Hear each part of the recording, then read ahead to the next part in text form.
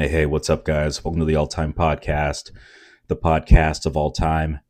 And we are on episode 2 of my road to financial independence. So, in my last episode, I had explained that I had leveraged AI, mostly ChatGPT and Gemini, to help me create a side business for cash flow and ultimately for financial independence.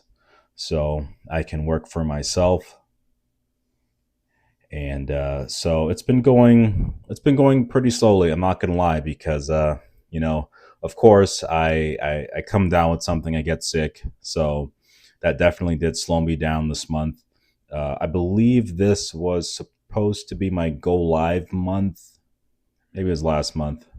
Oh well, that's just how bad it is. So yeah, let's just say it was supposed to be my go live month. I actually did reach out to a couple of leads, but then I realized that I don't have any credibility. So, and this is a big thing when you're starting a business. You need that credibility, because why would anyone choose to roll with you? Why would anyone spend their money on you or trust you?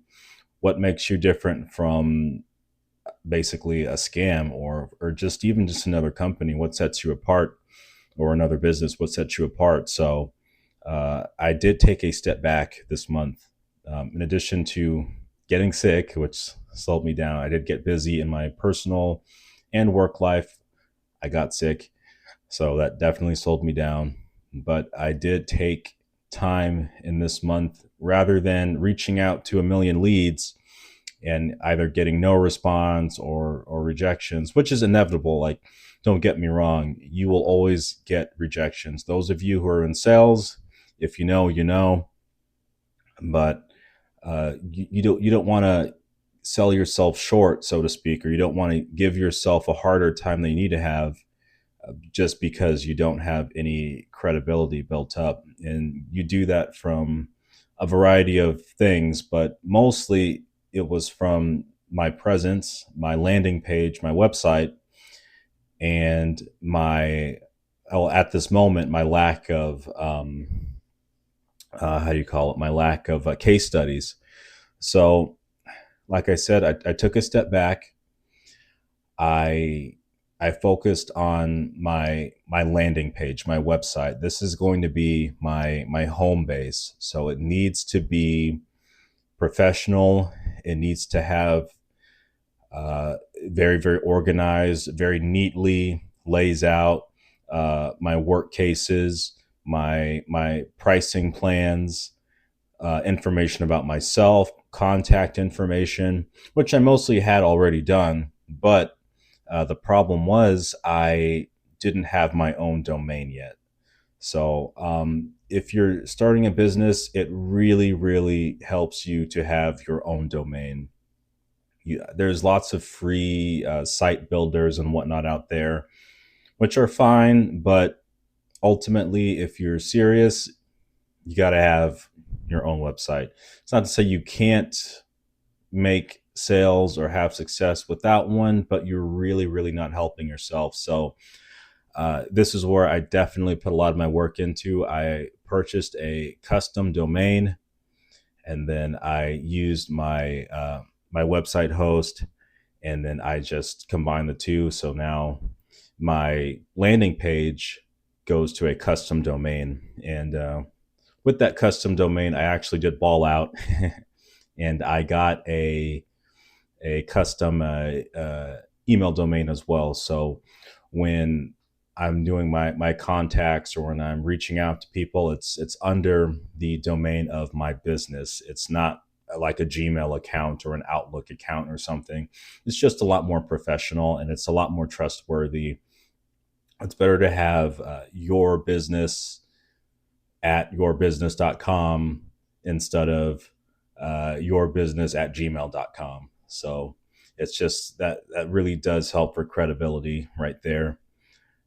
In addition to that, I also, let's see, and I also look for case studies. So I am going to, I think what I'm going to do is I am just going to either do free work or heavily discounted work just to get those few case studies in.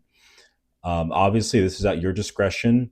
This is depending on what you're doing and what you're offering in your situation. I think for me, what would be best is to just offer maybe like a free short job or something like that. So that way I have that case study under my belt. And yeah, um, that's been it so far.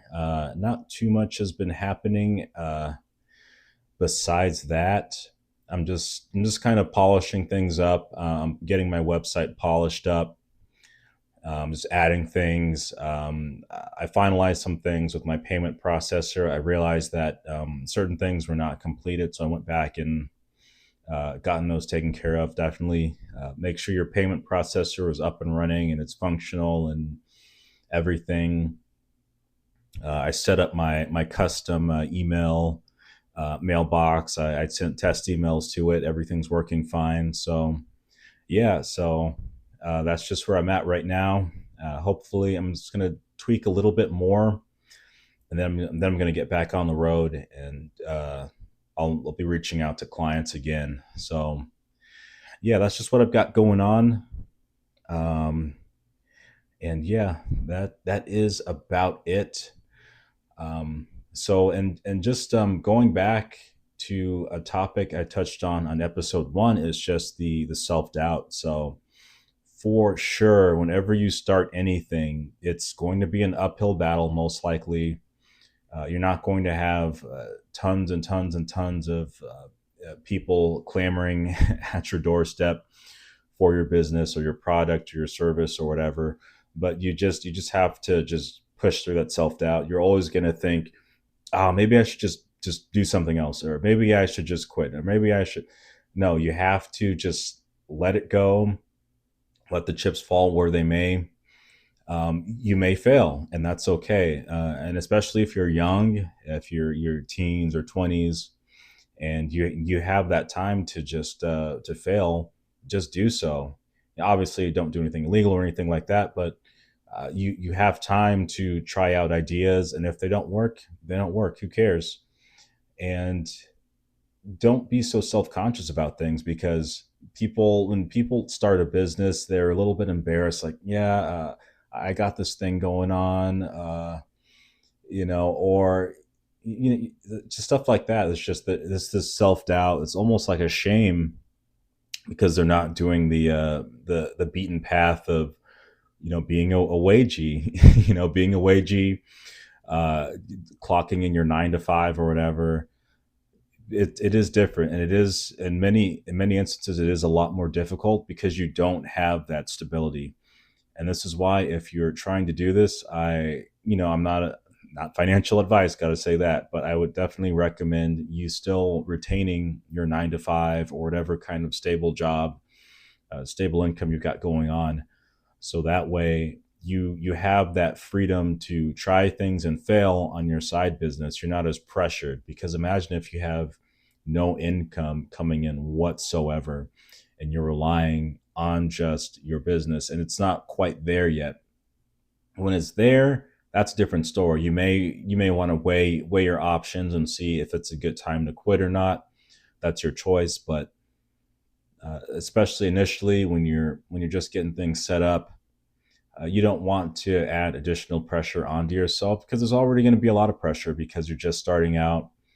Especially if you are not very business savvy per se, or not sales savvy per se. It can be a little bit daunting, a little bit hard. So definitely hold on to your job. Keep that stable income coming in, and just use that as your anchor. And then on the side, you can just build quietly, just build up on the side, and you will eventually start. You'll either A, figure out what's not working, or B, it will be working for you and it'll be making you money. So definitely go for that. And yeah, so it's just that self-doubt. You're always going to be wondering, should I do this? Should I switch over to something else? Just stick with it, stick with it, stick with it. No matter what you do, you're going to probably, there's always going to be that little nagging feeling in the back of your head. So for sure, for sure. So I'm just going to keep cracking at it. I'm just going to keep cracking at it. Just things have been just so busy right now. So I'm just hanging in there. So yeah, I think that's about it for an update. So what's up with you guys? Anything going on in your life right now? Just comment down below. And this will be it for the All Time Podcast. This is episode 2 of my road to financial independence. This has been Jay signing off.